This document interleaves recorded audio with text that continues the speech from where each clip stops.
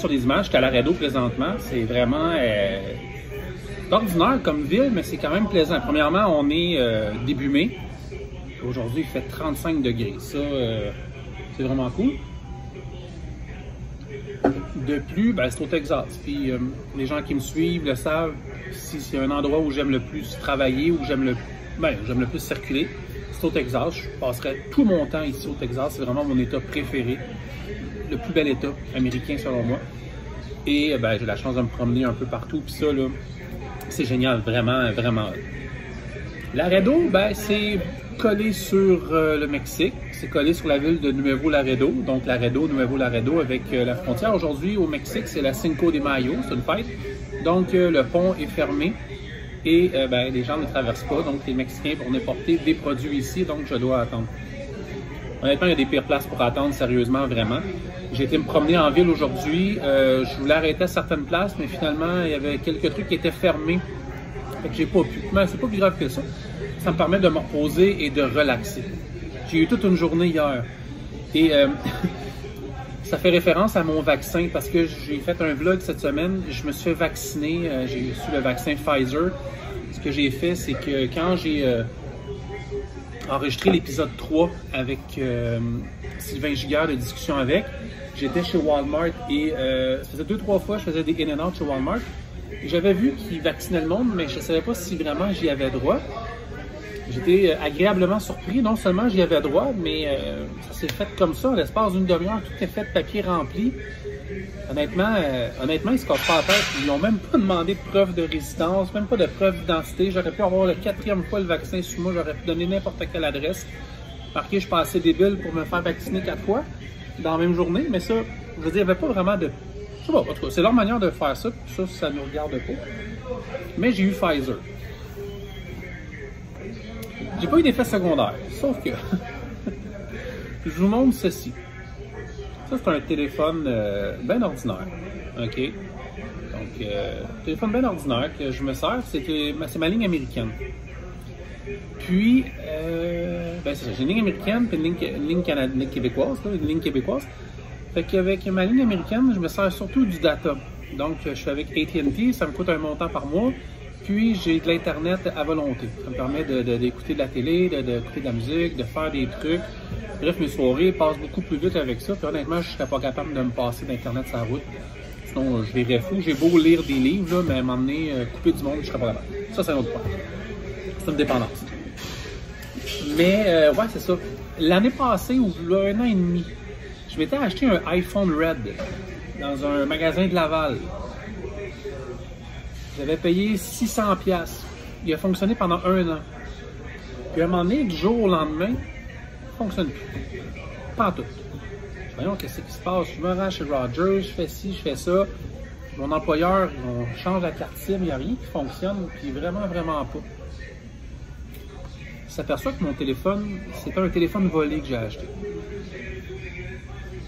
Autrement dit, je me suis fait fourrer. Fait que je l'ai gardé pareil, je l'ai toujours, puis je m'en sers, je travaille avec et je fais un paquet de trucs. Je branche le Wi-Fi dedans. Mais lui, je l'ai acheté hier là, chez Walmart. J'ai payé ça 49$, là, le téléphone de AT&T. C'est pas marqué, mais en tout cas d'AT&T, juste pour pouvoir mettre ma nouvelle puce dedans. Parce que, ce qui a rapport avec le vaccin, les théories du complot plus 5G, c'est qu'une fois vacciné, mon téléphone, il a arrêté de fonctionner. C'est-à-dire qu'aux États-Unis, je pense qu'ils ont rayé ou sont en train de rayer le 3G. Peut-être 1 heure ou 2 après, je me suis fait vacciner. J'ai pris la puce de mon ancien Samsung. Je vais tester voir si mon iPhone Red fonctionne. Alors j'ai pris la puce, je l'ai mis dans l'autre. Ça a fonctionné pendant 1 journée. Jusqu'au moment où plus rien. Ça ne fonctionne plus, ma puce ne fonctionne plus dans aucun des 2 téléphones. Hier, j'arrive à San Antonio, au Texas, je m'en vais chez AT&T, ça a pris 3 heures. Incapable de faire fonctionner ma puce. Appel au service à la clientèle. Le service à la clientèle dit la puce, AT&T ont comme détecté que j'avais mis ça dans un téléphone qui était déclaré volé. Bon, pour l'instant, ça ne dérange pas.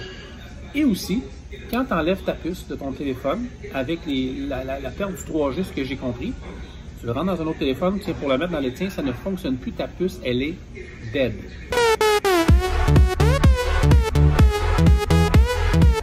Donc, Donc, j'ai changé. En fait, on a fermé le contrat, c'est à la carte. On a réouvert un autre avec une ligne américaine au Texas. Je ne dirais pas l'adresse que j'ai mis pour mon compte. Ce que je peux dire, c'est que l'adresse de ma facturation est un endroit que je privilégie à Dallas. Je pense qu'il y en a qui me comprennent. J'ai mis cette adresse-là. Donc, ça, c'est un petit clin d'œil, là. Mais voilà. Alors là, j'ai dû prendre une ligne américaine encore, mais du Texas. Donc, ça, c'est problème réglé. Bref. Le vaccin a détruit mon cellulaire, donc c'est vrai, c'est grave, ça a pas.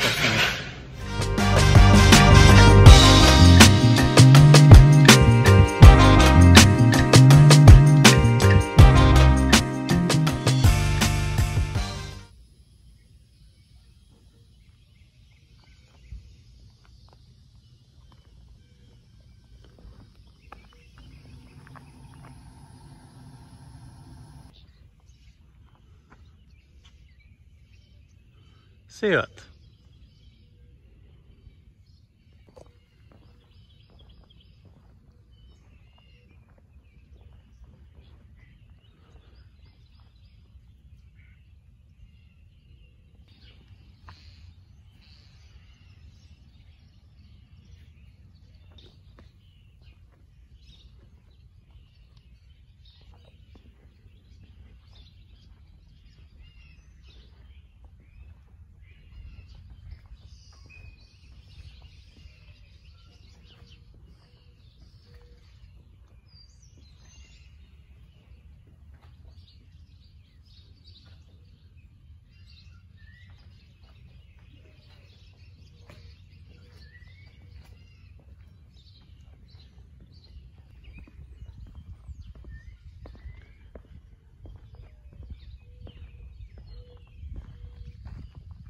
Il n'y a rien d'ouvert, il n'y a pas de bruit. C'est tranquille.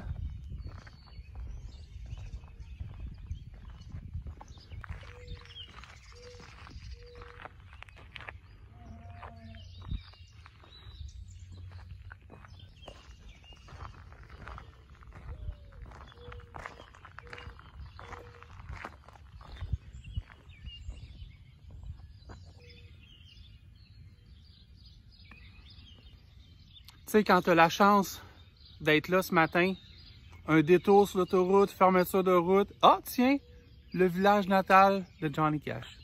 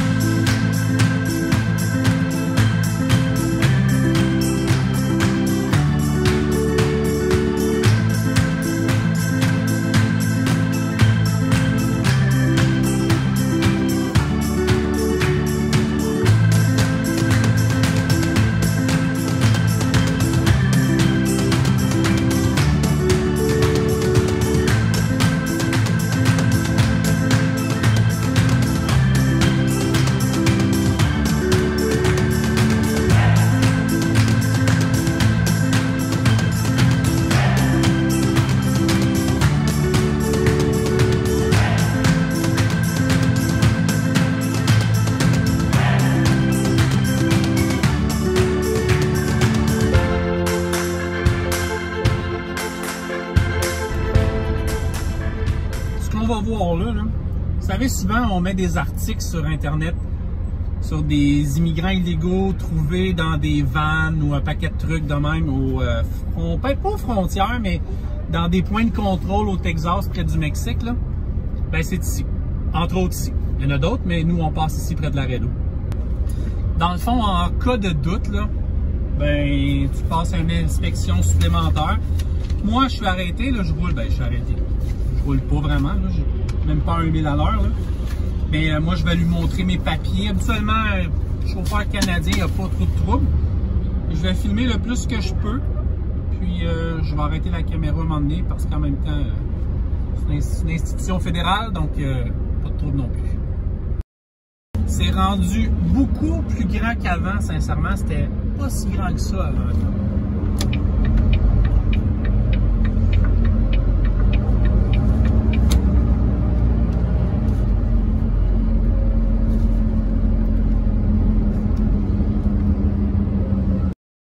Ouais, c'est beaucoup plus grand, ils prennent probablement ça plus au sérieux. À droite, là, je sais pas si vous voyez un camion stationné. On a trouvé de bons signes, d'inspection supplémentaire. Il y a beaucoup aussi les véhicules, les gens, là, parce que c'est vraiment une question d'immigration, là. Donc, c'est surveillé de partout. J'arrête la caméra pour l'instant.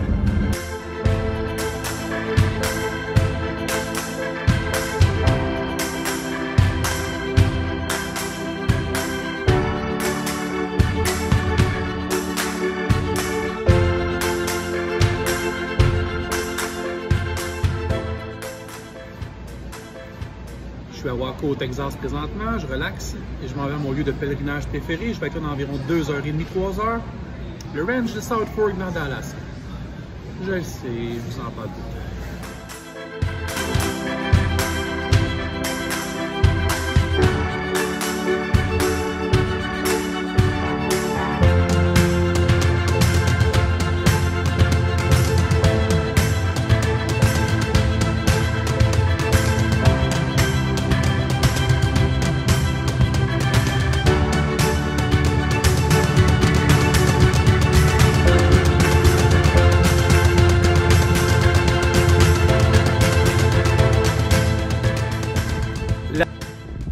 La tragédie de la secte de Waco dans le début des années 90, c'est ici que ça se passait.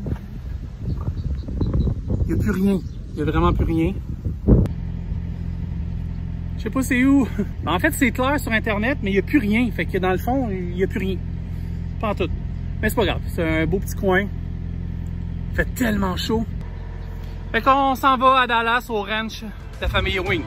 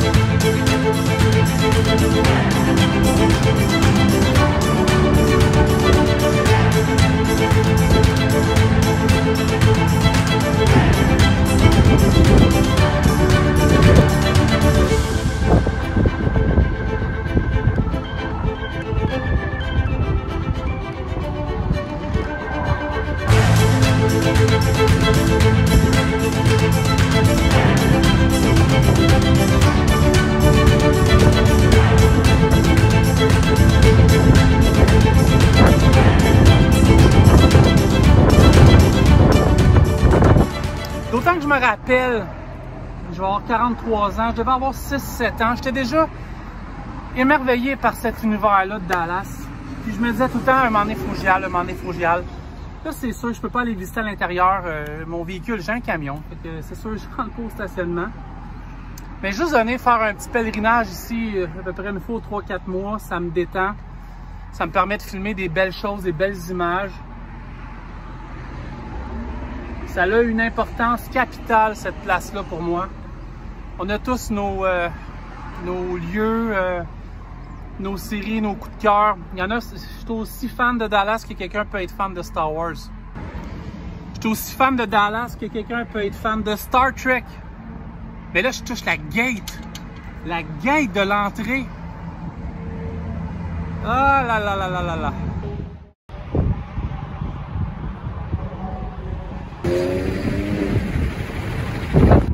On va pas être le seul qui essaye de traverser, hein?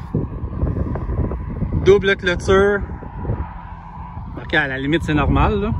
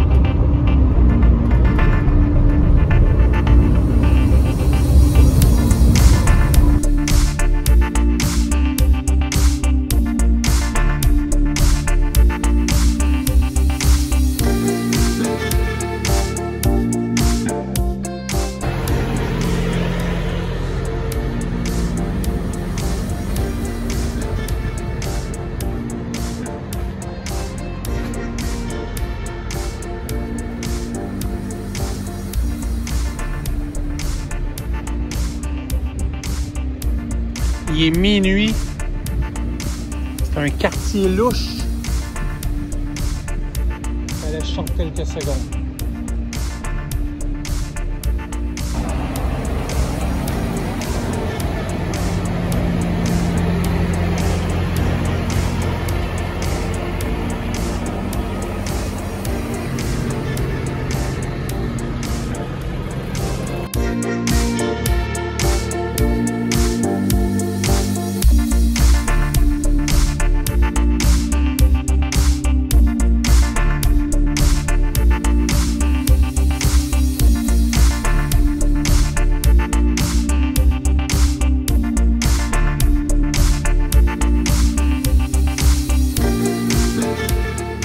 Termine ce vlog-là à Waynesville, dans le Missouri.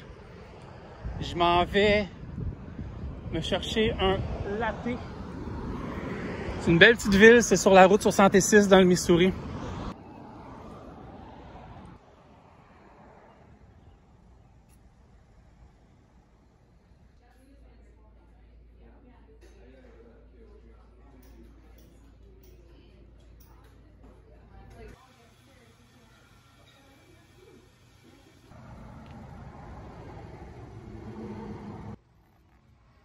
Oh, vous devriez sentir ça, ça sent tellement bon.